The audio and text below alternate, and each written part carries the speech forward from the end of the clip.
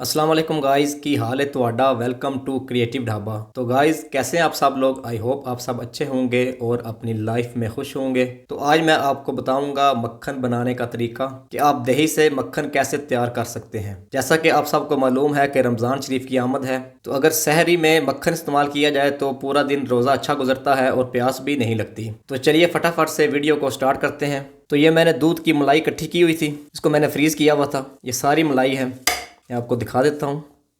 ये सारी मलाई मैंने इकट्ठी की हुई थी, इसको मैंने फ्रीज़ किया हुआ था। तो अभी सबसे पहले मैं इसको पिघलाऊंगा और जब ये पिघल जाएगी तो फिर इसको मैं नीम गर्म करके इसकी पहले दही लगाऊंगा और फिर दही के बाद इससे मक्खन निकालेंगे। तो चलिए इसको पहले पिघलाते हैं। तो ये आप देख सकते हैं कि मलाई पिघल चुकी है। तो अभी इसका दही बनाने के लिए इसको पहले नीम गर्म करेंगे हम, उसके बाद इसके अंदर हम जाग लगाएंगे। तो पहले मैं इसको नीम गर्म कर लेता हूँ। तो दूध को नीम गर्म कर लिया मैंने, ये सिर्फ मलाई इकट्ठी की है मैंने। तो लास्ट वीडियो में मैंने आपको बताया था कि आप दूध को किस तरह उबालेंगे तो मलाई जो है वो अच्छी खासी दूध पे आ जाएगी। तो अभी इसकी मैं दही लगाऊंगा। तो जिस तरह लोहे को काटने के लिए लोहे की ज़रूरत होती है, इसी तरह दही बनाने के लिए हमें दही की ज़रूरत होगी। तो ये दही ली मैंने, तो इसको पंजाबी में कहते हैं जाग लगाना। तो हम इस दूध की जाग लगाएंगे इस दही के साथ। बिस्मिल्लाहिर्रहमानिर्रहीम। तो ये दही इसके अंदर ऐड की। तो एक दफ़ा इसको सही अच्छे तरीके से मिक्स करूँगा मैं। तो मौसम के एतबार से आपको एक बात बताता चलूँ कि अगर तो आप गर्मियों में दही बनाएंगे तो आप इसी तरह जाग डाल के ऊपर से कवर कर देंगे, तो तकरीबन 5 से 6 घंटे में हमारी दही तैयार हो जाएगी। तो अगर सर्दियों में हम दही बनाएंगे तो उसके लिए हमें चाहिए होगा एक गर्म कपड़ा। तो अभी इसको मैं गर्म कपड़े में लपेट के रखूँगा क्योंकि अभी सर्दियों का मौसम है। तो इंशाल्लाह 5 से 6 घंटे में हमारी जो दही है वो तैयार हो जाएगी। तो अभी इसको मैं गर्म कपड़े में लपेट के रख दूँगा। तो इसको ओवरनाइट रखूँगा मैं जी। तो गाइस पूरी रात गुजर चुकी है और दही हमारा जो है वो तैयार हो चुका है।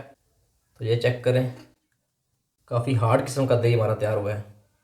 खालस दही है, बिल्कुल खालिस मलाई से मैंने इसको तैयार किया है। तो अभी इस दही से मक्खन कैसे निकालते हैं वो मैं आपको बताता हूँ। तो मक्खन निकालने के लिए हमें एक चाहिए होगा मिक्सचर। पहले ज़माने में यह होता था कि गांव में लोगों के घरों में होती थी मदानी, वो हाथ वाली मदानी होती थी, लोग उससे मक्खन निकालते थे। तो अभी जदीद दौर है तो अभी मुख्तलिफ़ किस्म की मशीनें आ चुकी हैं, तो मिक्सचर से भी ये काम हो सकता है। तो मैं मिक्सचर में ही मक्खन निकालूंगा। तो ये मिक्सचर ले लिया। तो अभी इस मिक्सचर में मैं दही ऐड करूँगा।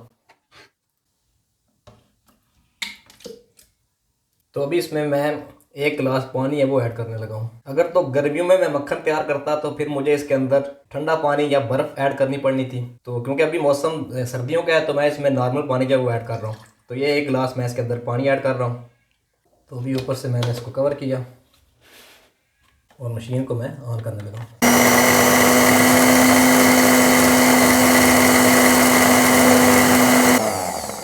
तो मक्खन काफ़ी आ चुका है, तो अभी मैं मशीन को ऑफ कर रहा हूँ। तो ये चेक करें, माशाल्लाह, ये देखें जी कितना ज़्यादा मक्खन आया इस पर। ये तो अभी आधा जग मैंने इसमें दही डाली है और 1 गिलास पानी डाला है, तो इतना मक्खन आ गया। ये देखें, अभी तो काफ़ी सारी दही पड़ी हुई है। तो अभी इस मक्खन को किसी बर्तन में निकालते हैं। तो ये अभी एक बाउल ले लिया मैंने और इस चम्मच के साथ ऊपर से मैं इसका मक्खन जो है वो निकाल लूँगा।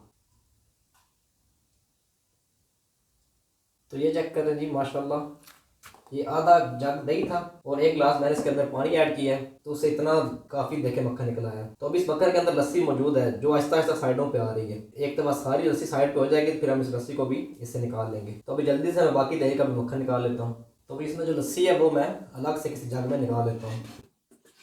ये खालिस प्योर लस्सी देखें जी। तो ये चेक करें जी, माशाल्लाह, ढेर सारा मक्खन जो है हमने तैयार कर लिया है। माशाल्लाह काफ़ी दानेदार मक्खन हमने तैयार किया है। ये बिल्कुल खालस मलाई से तैयार करदा मक्खन है। तो ये 2 बर्तन हमने मक्खन के तैयार किए हैं और 1 जग लस्सी का। तो ये चेक कर, लस्सी के ऊपर भी मक्खन आया हुआ है अभी। खालस मक्खन वाली लस्सी और ये खालस मक्खन। अगर ये मक्खन आप सहरी में इस्तेमाल करेंगे तो इंशाल्लाह आपका रोज़ा जो है वो अच्छा गुजरेगा, खुशगवार गुजरेगा, आपको प्यास भी नहीं लगेगी और साथ लस्सी भी इस्तेमाल कीजिएगा सहरी में। तो मैं उम्मीद करता हूँ कि आज की रेसिपी आपको अच्छी लगी होगी और आप इसको अपने घर में भी ट्राई करेंगे। तो मुझे कमेंट सेक्शन में लाजमी बताइएगा कि आज की रेसिपी आपको कैसी लगी। तो मेरे चैनल को सब्सक्राइब कीजिए। मिलते हैं नेक्स्ट वीडियो में किसी और नई अच्छी रेसिपी के साथ।